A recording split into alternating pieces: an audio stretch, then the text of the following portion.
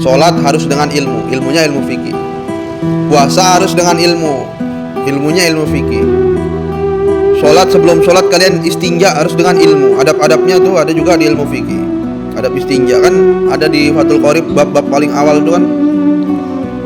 Adab istinja itu dengan ilmu fikih. Sholatnya salah karena wudhunya salah. Wudhunya nggak sah karena istinjanya nggak sah. Fa inna faqihan wahidan mutawarri'an asyaddu 'ala syaitan min alfi 'abidin. Nah, ini yang harus kalian ketahui. Sesungguhnya orang yang ahli fikih yang bisa menjauhi perkara yang haram, maka di sini harus ahli fikih dan menjauhi perkara yang haram. Bagi setan ini lebih berat daripada 1000 orang ahli ibadah tanpa didasari dengan ilmu. Maka setan ini sama tidurnya orang yang alim aja takut ya. Tidurnya dia ditakutin. Tapi kalau orang yang ahli ibadah nggak pakai ilmu, ada orang dikumpulkan 1000 orang ahli ibadah dia, ahli sholat, ahli sujud, ahli puasa, tapi sujudnya, sholatnya nggak didasari dengan ilmu, puasanya nggak didasari dengan ilmu, nggak niat dia.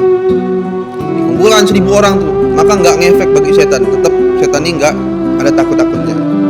Mau 1000 orang atau 1 juta orang, kalau nggak ada ilmu dalam beribadah, maka setan ini sepele. Tapi 1 orang yang berilmu, tidurnya saja setan takut. Karena sebelum tidur orang berilmu gimana? Mengerjakan sholat hajat. Kemudian apa lagi? Yang dikerjakan oleh orang-orang berilmu, berwudu. Kalau kita sebelum tidur nih berwudu dengan adab-adab, otomatis nih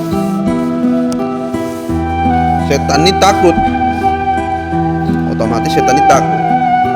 Maka setan ini akan takut terhadap orang yang ahli ilmu. Tapi nggak cukup ahli ilmu saja. Ahli ilmu tapi dia juga bisa mampu menjauhi perkara yang diharamkan.